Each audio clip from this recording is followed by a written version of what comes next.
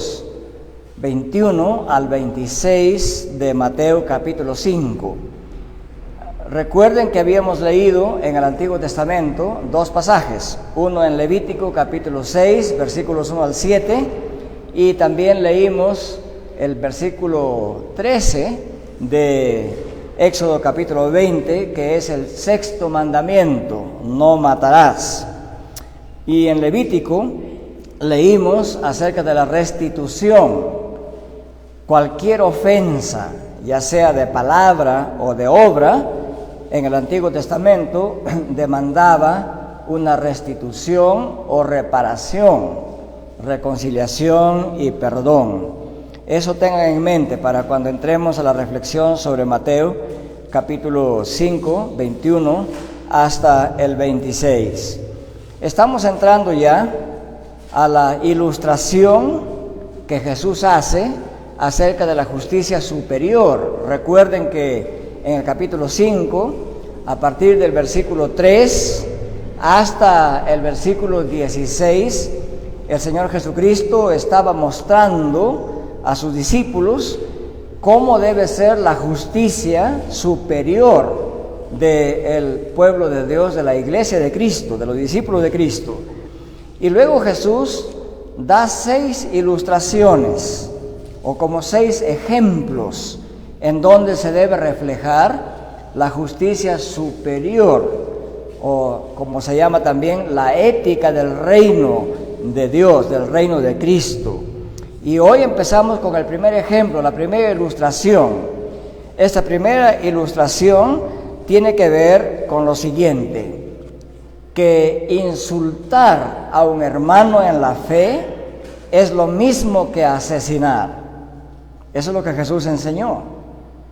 Esto es una enseñanza profunda y chocante para nosotros el día de hoy, especialmente porque vivimos en una sociedad donde el insulto se ha convertido en saludo diario entre amigos a veces. Y también porque el insulto se toma muy livianamente en nuestro país y en nuestra sociedad. En esta mañana vamos a ver 3 puntos importantes en los versículos 21 al 26 de Mateo 5. En primer lugar, los versículos 21 al 22 de Mateo 5, allí Jesús explica el verdadero significado del sexto mandamiento: no matarás. Y en los versículos 23 y 24, Jesús aplica el sexto mandamiento al tema de la restitución y la reconciliación y el perdón. Y en el versículo 25 al 26, Jesús aplica el sexto mandamiento específicamente a la reconciliación entre un hermano y otro hermano, y a la reconciliación entre un hermano y cualquier otra persona. Entonces vamos a ver estos puntos en orden. Jesús explica el verdadero significado del sexto mandamiento. Y él dice así: habéis oído que se ha dicho a los antepasados o a los antiguos: no matarás. Y claro, no matarás, en el tiempo de Jesús, los maestros judíos lo entendían solamente como el acto físico de asesinar a alguien. Entonces, ellos creían y enseñaban que mientras no se cometa el acto físico de matar a alguien, no se había pecado. Pero Jesús aquí dice así: habéis oído que fue dicho a los antiguos: no matarás. Y luego él dice: y cualquiera que cometa homicidio será culpable en el juicio. Eso es lo que ustedes enseñan, dice Jesús. Pero, versículo 22, yo os digo que todo aquel que esté enojado con su hermano será culpable en el juicio. Y cualquiera que diga idiota a su hermano será culpable delante del Sanedrín. Y cualquiera que diga insensato será reo del infierno de fuego. Ese era el verdadero espíritu del sexto mandamiento: no matarás. Podríamos resumir esta enseñanza en simples palabras y dejarlo ahí quizás. Y sería así: no matarás no solamente significa el acto físico de matar. Igualmente uno puede cometer homicidio cuando insulta a otro hermano. Eso es lo que enseña Jesús. Pero vamos a explicar esto en más detalle.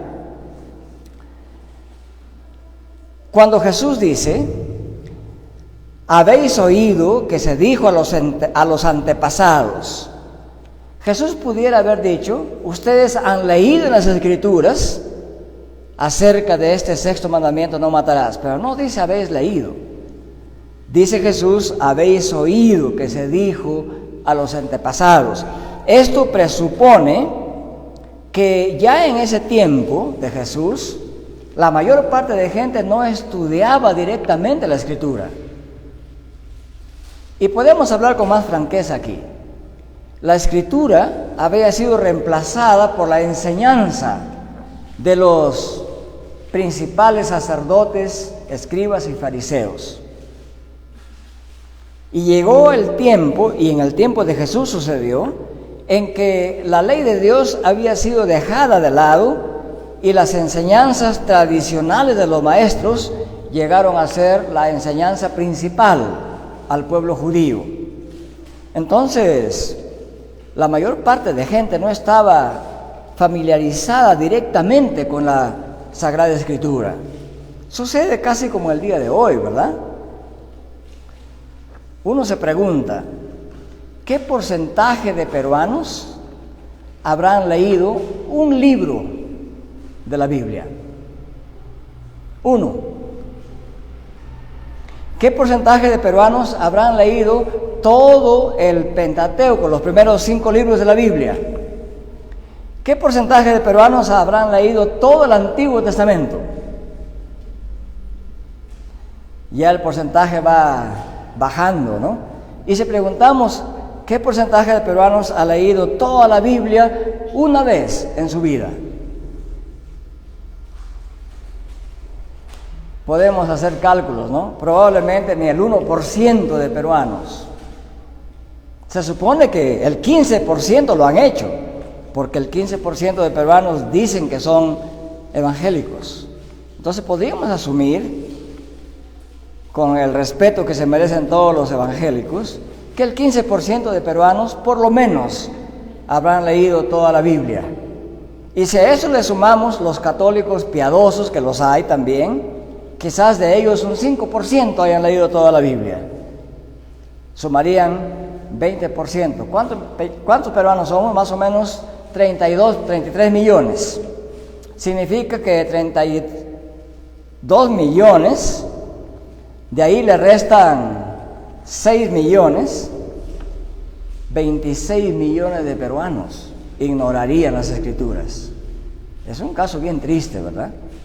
Eso explica bastante por qué la conducta general del Perú está por los suelos. Una vez mi esposa estaba enseñando clases gratuitas de religión, allí nomás en el barrio Los Rosales, en la escuela Rosales que está junto a esa plataforma, en la ciudad. Y ella estaba explicando a los niños acerca del libro de Isaías.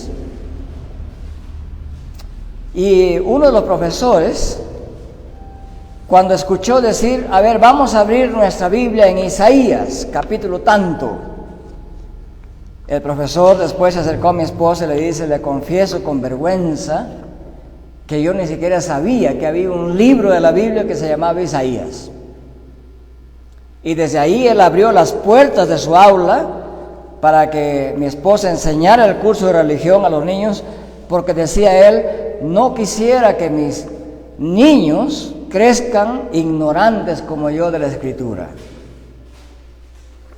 Entonces, en ese tiempo, probablemente la mayoría de judíos ya no leían las Escrituras directamente, leían las tradiciones. Y entonces, era así. Los escribas, que eran los maestros de los judíos, ellos anteponían las tradiciones a la ley de Dios. Y entonces Jesús los acusó una vez en Mateo 15. Les dice: ustedes, por preferir vuestras tradiciones, invalidan la palabra de Dios. Varias veces los criticó diciendo: ustedes, escribas y fariseos, en el capítulo 23 de Mateo, son ciegos, guías de ciegos. Esa metáfora que Jesús utiliza muestra que había una gran ignorancia de la ley de Dios. Entonces, la enseñanza de los escribas y fariseos acerca de amar al prójimo y odiar al enemigo habían sido populares en ese tiempo. Miren ustedes, ¿no? Sí, hay que amar al prójimo, pero al enemigo hay que darle duro. Más o menos como sucede en nuestro país también. ¿Qué pensamos los peruanos acerca de las personas que nos aborrecen? ¿No? Muchos se usa incluso el nombre de Dios para maldecir a las personas. Cuando alguien le hace algo malo a alguien, uno escucha palabras como estas: que Dios te trate así como tú me tratas a mí, ¿verdad? Mientras que la Biblia dice: bendecid y no maldigáis. No matarás. Es una cita directa de lo que hemos leído en Éxodo capítulo 13. Y el Antiguo Testamento enseñaba que cualquiera que matare será culpable de juicio. Es decir, en el juicio será declarado culpable. Y aquí en Mateo se dice eso. A veces las traducciones no reflejan bien esto. Por eso he traducido el texto en esas partes literalmente. Será culpable en el juicio. Eso es lo que dice el texto originalmente. Entonces, en el Antiguo Testamento se penaba con la pena de muerte al asesino. Así estaba decretado. Pero Jesucristo va más allá del aspecto físico y jurídico de la ley. Y Él enseña que el acto de estar enojado, el término estar enojado, es más fuerte de lo que suena en el texto. Significa tener una actitud de ira intensa y permanente en nuestra mente y corazón, de tal manera que esa ira intensa y permanente nos provoca las ganas de matar a alguien. Eso es lo que significa estar enojado. Esa forma gramatical, estar enojado, significa estar en una actitud de permanente ira. Es como una olla hirviendo de ira, en otras palabras. Y Jesús dice: si alguien tiene esa actitud, aunque físicamente no cometa el asesinato, según Cristo, ya es culpable en el juicio. Culpable de ser asesino. Y es que en la Biblia hay dos palabras un poquito distintas para la ira. Una palabra, ira, significa esa ira que todo ser humano puede tener en algún momento, pero es una ira que viene y se va, se esfuma, es rápida. Inmediatamente uno entra en razón y perdona, o si es que ofende, o pide perdón, o si ha hecho algo malo, restituye. Pero hay otro tipo de ira que dura, esa ira duradera, hirviente, que lleva a la persona al insulto o al acto mismo de asesinar. Y esa es la ira que Jesús prohíbe aquí. Entonces, Jesucristo dice que está enojado con nuestro hermano de tal manera que uno llegue al insulto. Ese hecho Jesús lo considera como digno de culpabilidad. Eso en primer lugar. Entonces, aquí luego Jesús explica que esta ira duradera, y eso nos lleva al versículo 22, puede llegar o puede resultar en el insulto. Cualquiera que diga, el original dice raka a su hermano, será culpable delante del Sanedrín. Cualquiera que diga cabeza hueca a su hermano, o simplemente idiota. Es un término que en Cajamarca se usa a cada rato. Si no, pregunten a los choferes, especialmente cuando las calles están llenas y no avanza el tráfico, ¿no? O cuando una motocicleta se cruza, como hacen tantas piruetas en todas las ciudades del Perú, se meten por todo rincón, se meten adelante, le raspan el carro y el chofer abre su ventana y expresa esas cosas, ¿no? Entonces, cualquiera que diga raca o idiota, lo cual significa cabeza hueca, significa sin inteligencia, es culpable de asesinato. La razón es simple. Dios ha creado a todo ser humano a su imagen y semejanza. Todo ser humano tiene inteligencia. Y decirle cabeza hueca o descerebrado o sin inteligencia no solamente es un insulto a la persona creada, es un insulto al Creador. Y Jesús lo toma en serio. O sea, no usemos la palabra idiota nosotros livianamente.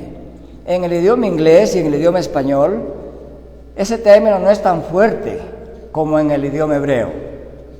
Esta palabra raca, en el griego, que se traduce como idiota o cabeza hueca al castellano, en el idioma hebreo es una palabra mucho más dura, porque en la cultura hebrea, en la cultura bíblica, se tenía un altísimo respeto por el nombre de una persona, y a cada persona debía ser llamada por su nombre y no con insultos. Recuerden ustedes, en el libro de los Reyes, en el capítulo 2, hay un caso interesante. Es el segundo libro de Reyes, capítulo 2. Una vez el profeta Eliseo llegó a Betel y subía por el camino de Betel. Y salieron un grupo de muchachos, dice la Biblia, y le decían: sube calvo, porque el profeta Eliseo no tenía cabello. ¿Y saben lo que pasó? El profeta Eliseo los denunció delante de Dios y salieron 2 osos del campo y mató como a 40 muchachos. Dios honra su nombre y el nombre de las personas.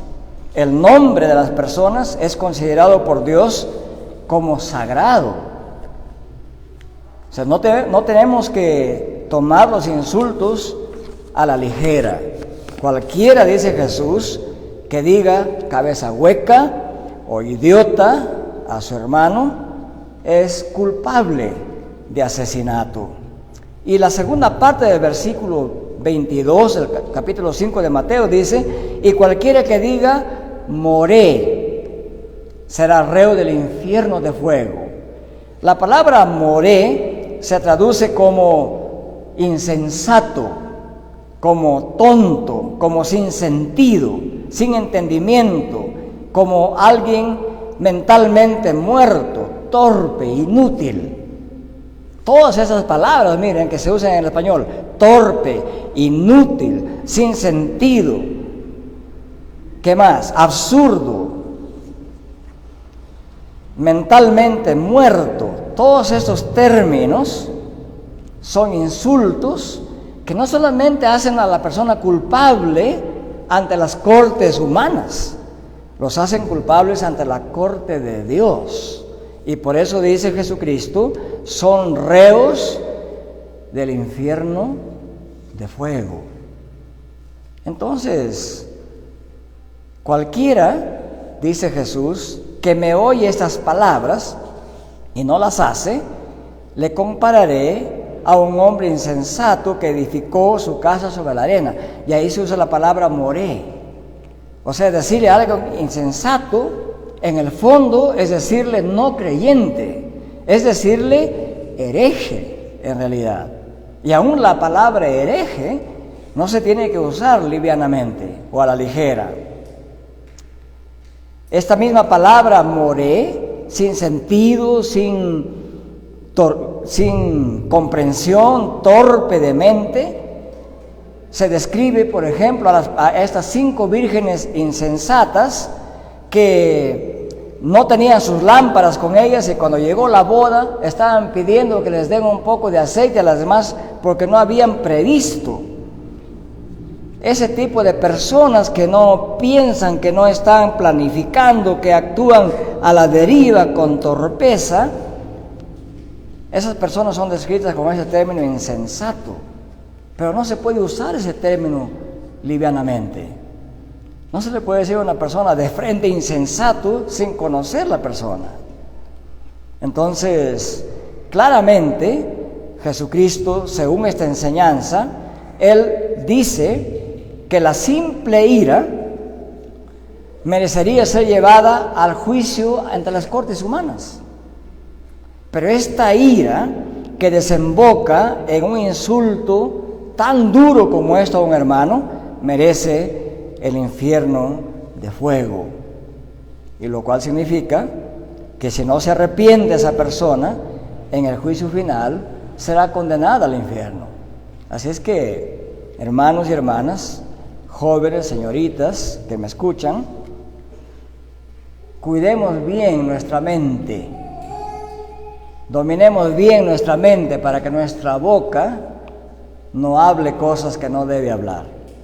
Miren que no digo cuidemos nuestra boca, cuidemos bien nuestro cerebro, nuestro pensamiento, nuestros sentimientos, lo que está adentro, para que nuestra boca no hable cosas que no debe hablar.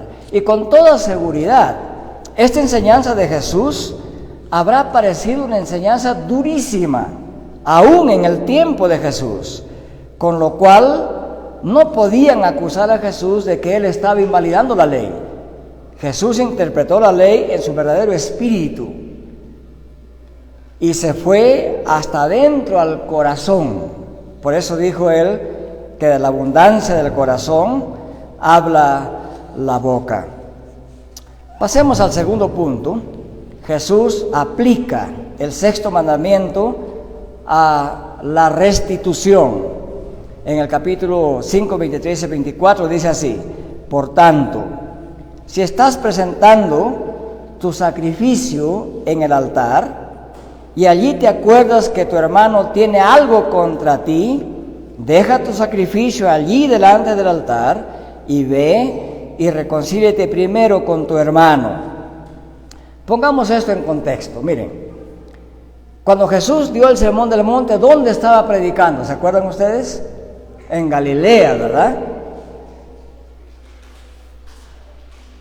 Y aquí habla de llevar un sacrificio al altar. ¿Dónde estaba el templo? En Jerusalén, ¿verdad? Miren, hagan esta conexión. Entre Galilea y Jerusalén habían como 136 kilómetros de distancia. Es más o menos como de aquí hasta un poquito más allá de Chilete o algo así. Entonces lo que Jesús está diciendo aquí es lo siguiente: el adorador, cuando había cometido pecado contra alguien, como leímos en Levítico 6, debía traer un sacrificio de expiación y lo entregaba el sacrificio al sacerdote. Era un carnero en realidad, para que sea sacrificado en lugar de él y tenga expiación por el pecado, lo cual significa que su pecado sea limpiado. Y Jesús dice, está predicando en Galilea: si tú tuvieras que ir a Jerusalén llevando tu carnero a presentarlo como sacrificio, como ofrenda a Dios, y en ese tiempo el que llevaba el sacrificio lo entregaba al carnero, al sacerdote, y se ponía a orar pidiendo perdón. Y cuando estaba reflexionando sobre el perdón, tenía que acordarse a quienes ha ofendido. Y dice, y si te acuerdas que alguien tiene algo contra ti. Esas palabras son interesantes, porque algunos, sin investigar a fondo el significado de los términos, piensan así. Y hay razón en parte. Dicen así: mira, no dice si tú tienes algo contra alguien. O sea, no dice si tú has ofendido a alguien, sino si alguien te ha ofendido a ti, tienes que ir a pedirle perdón y reconciliarte.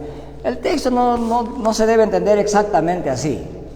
En el momento que el adorador estaba reflexionando y pensando y pidiendo perdón a Dios, si alguien tiene algo contra ti, significaba que él estaba recordando que ha hecho daño a alguien, y ese alguien le había reclamado, se habría quejado contra él por la falta que este oferente, este que llevaba el sacrificio, había cometido.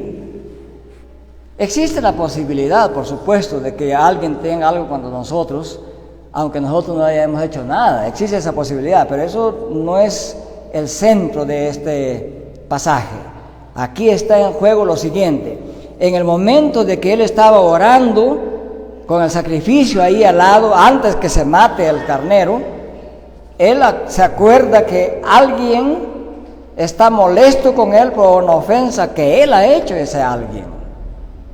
Y entonces Jesús dice: deja ahí tu carnerito y vuélvete 136 kilómetros a reconciliarte con tu hermano. Bueno, los 136 kilómetros podría haber sido así, o podría haber sido un vecino de Jerusalén, no interesa mucho eso.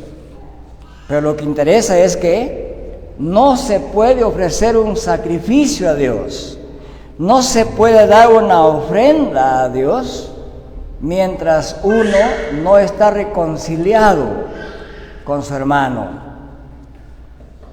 La enseñanza de Jesús tiene precedente en el capítulo 6 que hemos leído allí. Jesús enseña entonces: no tiene valor ante Dios ofrecer sacrificios y llorar en el altar suplicando el perdón divino si no te has arrepentido ante las personas con quienes les has ofendido y si no has restituido lo que sea necesario con esas personas. El perdón divino exige arrepentimiento, y el arrepentimiento es sincero si es que uno pide perdón y restituye por el daño que ha hecho. Hay un autor que dice lo siguiente: en consecuencia, todo discípulo de Jesús tiene que deshacerse de su ira permanente para que no les impida buscar el perdón de aquellos a quienes ha agraviado.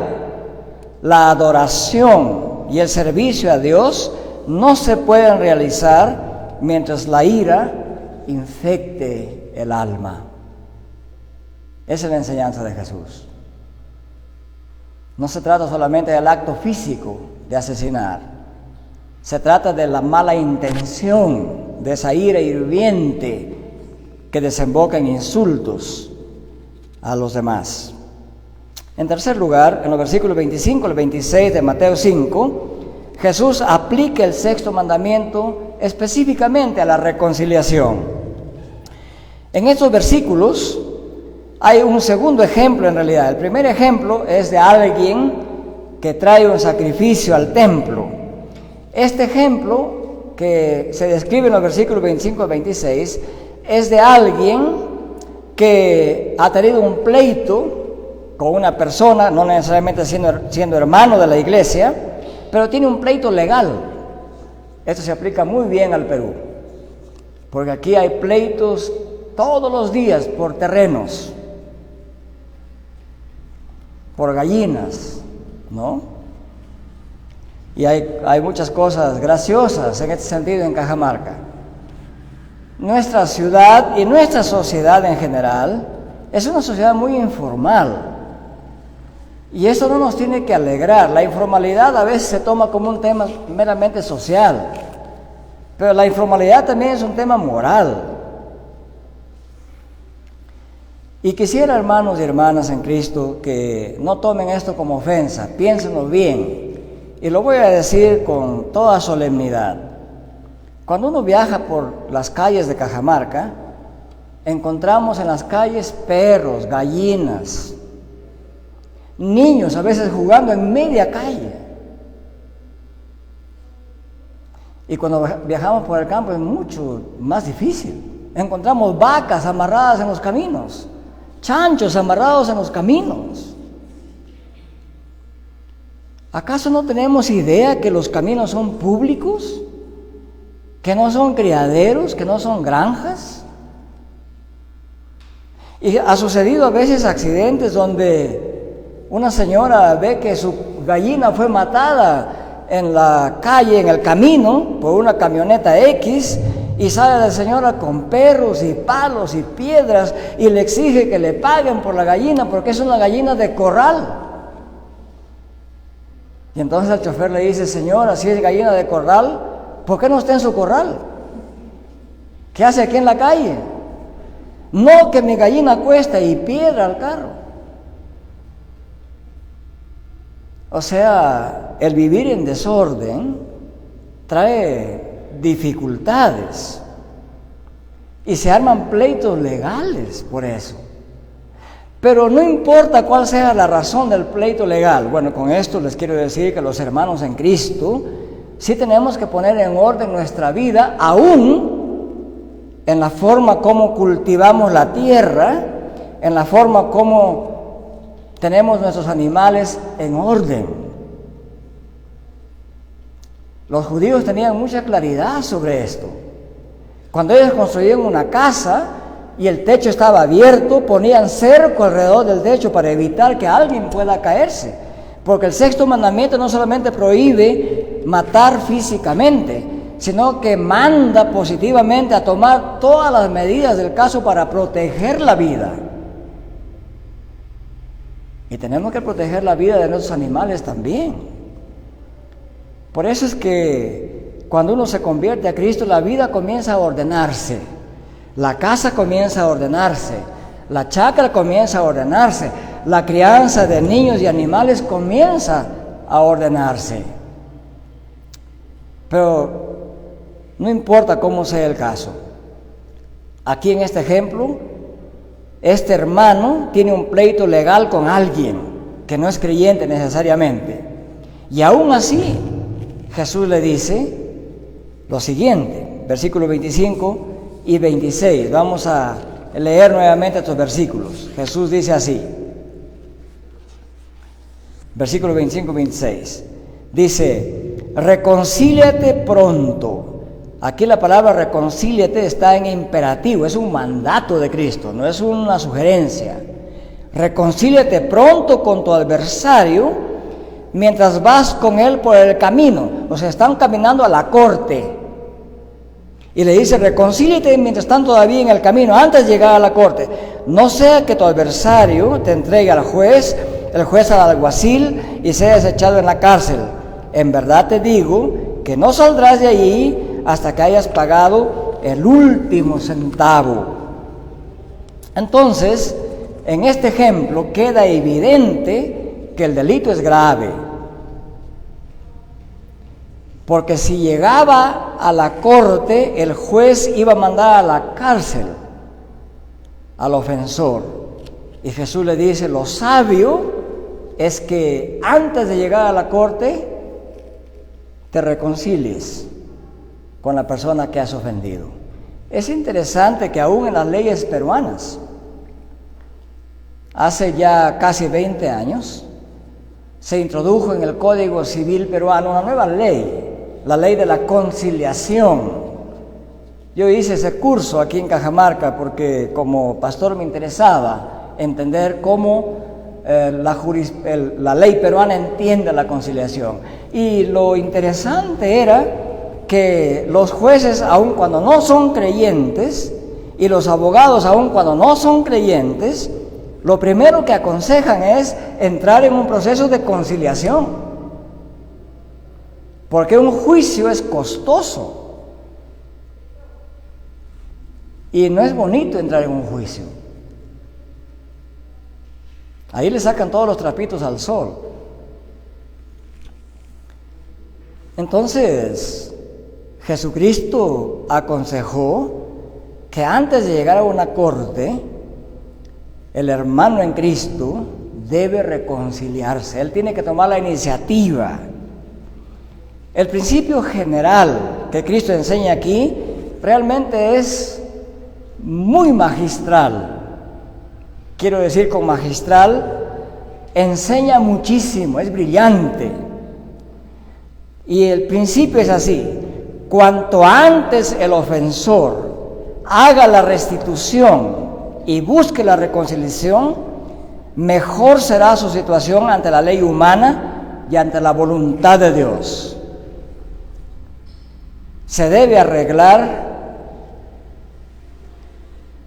toda ofensa antes que el día se acabe. El apóstol Pablo lo enseñó así: airaos, pero no pequéis. No dejes que el sol se ponga sobre tu ira. Hay lugar para molestarse, pero aquí no se recomienda esa ira hirviente que no acaba. Es ese enojo pasajero que todo ser humano tiene. ¿O alguien de ustedes aquí nunca se ha enojado? ¿Hay algún hijo aquí que nunca haya tenido cólera con su papá? Si les miro a todos al rostro, todos van a decir que sí en algún momento, incluido quienes hablan, ¿verdad? Y se les pregunto a los padres: ¿se ha molestado alguna vez con su hijo? Ahí el hijo se alegra: claro, mi papá se calienta cada rato. ¿Qué padre no se ha molestado con nuestros hijos, no? Bueno, el apóstol Pablo, como ser humano y como apóstol, entiende que es posible molestarse. Pero eso es lo que dice: airaos, pero no lleguen al pecado. No dejen que termine el día y que su ira continúe. La ira tiene que parar. Y la manera más rotunda, eficiente, eficaz de romper el ciclo vicioso de la ira es buscando el perdón lo más antes posible, antes que acabe el día. Si son esposos, antes que pase una hora. Si no, ya saben ustedes cómo duermen en la noche. O lejos uno del otro, o espalda con espalda, y en la antigüedad con una tabla en medio, decían.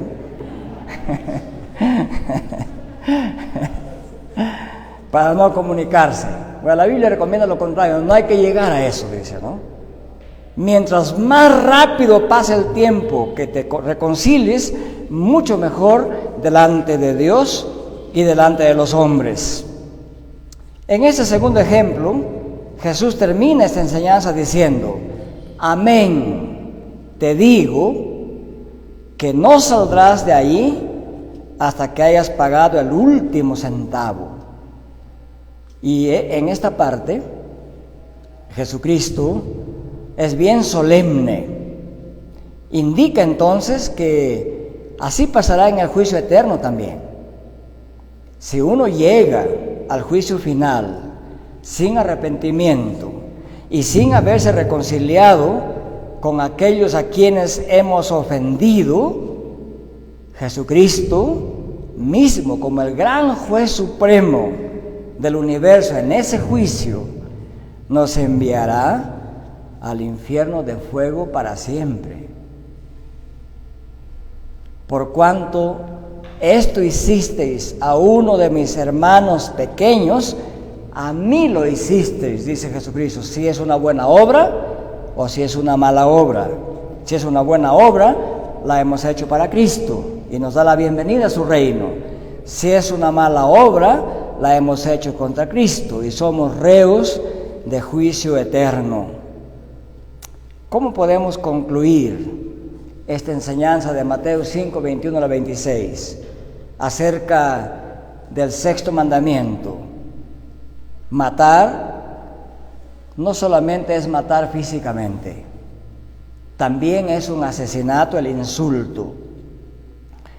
Y la mejor aplicación que he leído en un librito muy bonito de un comentarista llamado William Barclay, en cuanto a la aplicación de ese texto, es bien satisfactorio escuchar lo que él nos dice para concluir esta enseñanza. Dice así: uno no puede estar en paz con Dios si no lo está con sus semejantes.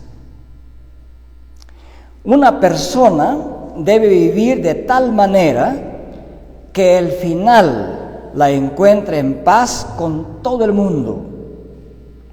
Si quieres la felicidad en este tiempo y la felicidad en la eternidad, arregla tu desacuerdo con tu hermano. Rompe las barreras que tu ira haya construido. De eso se trata. Romper esa separación que el insulto puede causar. Hermanos, esta es una buena oportunidad para que todos aquellos de nosotros que tiene algo contra alguien, que no pase este día hasta que vayamos y pidamos perdón, sea el hijo al padre, la hija a la madre, los hijos a los padres o los padres a los hijos, o al vecino o a la vecina. ¿Por qué tenemos que hacer esto? Porque de esto también depende nuestra vida eterna. Ser cristiano es una cosa bien seria.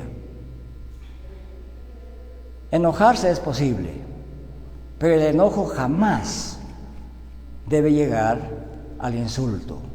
Tenemos que controlar nuestro corazón y el Espíritu Santo de Dios puede controlar nuestros corazones. Que el Señor bendiga su palabra. Amén.